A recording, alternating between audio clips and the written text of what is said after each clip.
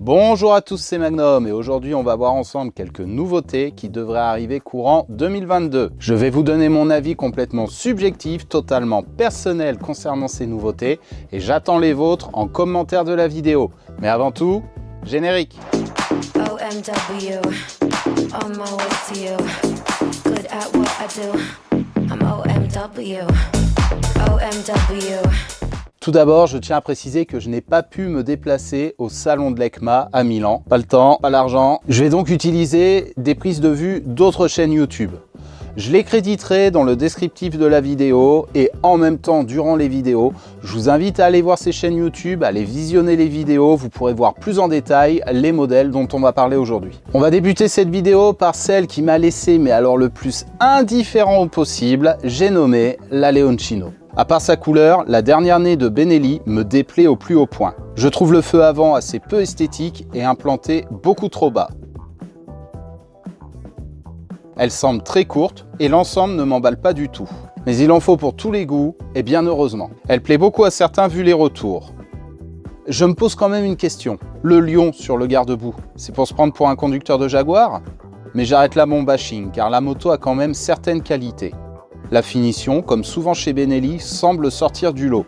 L'écran est LCD, l'éclairage full LED, le réservoir a une contenance de 12,5 litres et les étriers à l'avant sont à 3 pistons. Le moteur développe 12,8 chevaux et 10 Nm de couple à 8500 tours minute.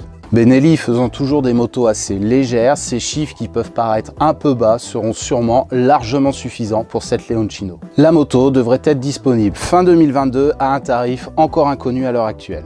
Vu les prix pratiqués par Benelli sur leur gamme actuellement et en prenant en compte une augmentation du coût des matières premières, si on compare avec ce que fait la concurrence sur un segment similaire, je pense qu'on peut tabler sur un billet d'entrée aux alentours des 3500 €.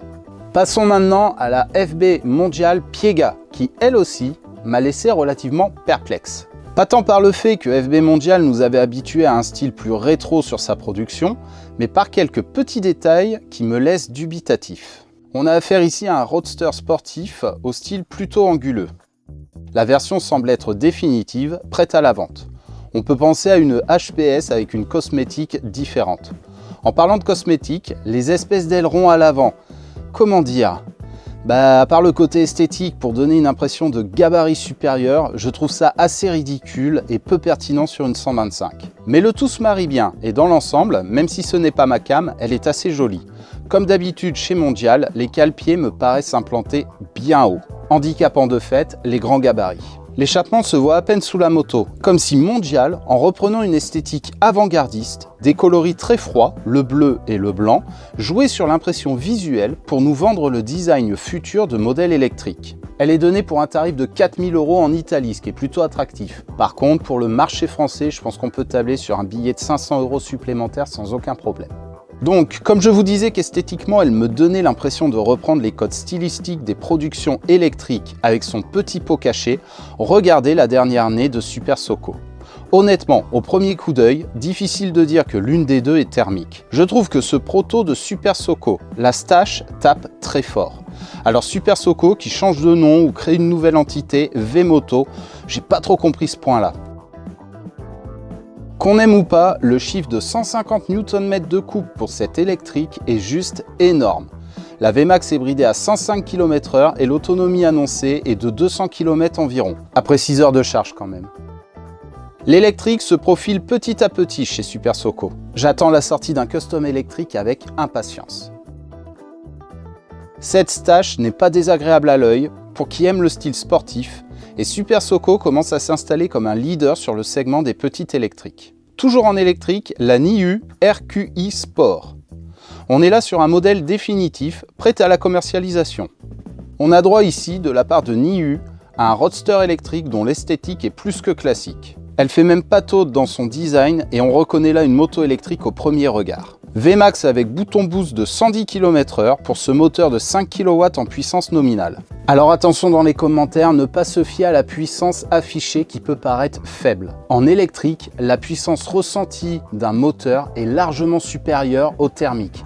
dû à un rendement beaucoup plus élevé. Autonomie annoncée à environ 120 km, suffisant pour une utilisation urbaine mais encore trop faible à mon goût. Par contre, elle fait le plein d'équipements avec l'ABS, des caméras avant et arrière pour faire des prises de vue, un chargeur rapide livré d'origine permettant de recharger en 4 heures et un régulateur de vitesse. Elle devrait être disponible pour juillet 2022 au tarif de 7 000 €. Revenons au thermique avec un trail, la Rieru Aventura. Je salue la sortie d'un nouveau trail en 125, puisque Honda ne semble pas vouloir nous faire cet honneur, même si c'est une catégorie que je n'affectionne pas beaucoup. Esthétiquement, je ne suis pas fan de la face avant, et je trouve le pot d'échappement implanté un peu bas. Mais le profil et la ligne générale de l'ensemble donnent un sentiment de robustesse. Mono 4 temps Euro 5, annoncé pour 15 chevaux à 8000 tours minute. Boîte 6, refroidissement liquide, freinage ABS avec disque de 260 mm à l'avant et 240 à l'arrière, hauteur de selle à 780 mm. Voilà pour les caractéristiques principales de ce trail qui devrait ravir les amateurs du genre. Rieru est une marque espagnole qui ne souffre pas de critiques de la part de ses utilisateurs. Les possesseurs de la Rieru Century, cousine de la HPS, sont plus que ravis de leur acquisition. Il est donc à parier que ce nouveau trail prenne le même chemin que ses aînés. À suivre donc. Alors on va s'arrêter là concernant les nouveautés 2022. On reparlera le moment venu des Fanti Caballero Rally, des Sim NHCX 125 ou bien de cette très belle Yamaha XSR Café Racer. Mais si on devait toutes les faire aujourd'hui, la vidéo serait beaucoup trop longue. J'espère que cette vidéo vous aura plu. Mettez en commentaire le modèle que vous attendez le plus pour cette année 2022. Comme d'habitude, n'hésitez pas à lâcher vos meilleurs pouces. Pour ceux qui ne l'ont pas encore fait, abonnez-vous, mettez la petite cloche de notification, comme ça vous êtes prévenus dès que je sors une vidéo. C'était Magnum, je vous dis prenez soin de vous, ve à tous.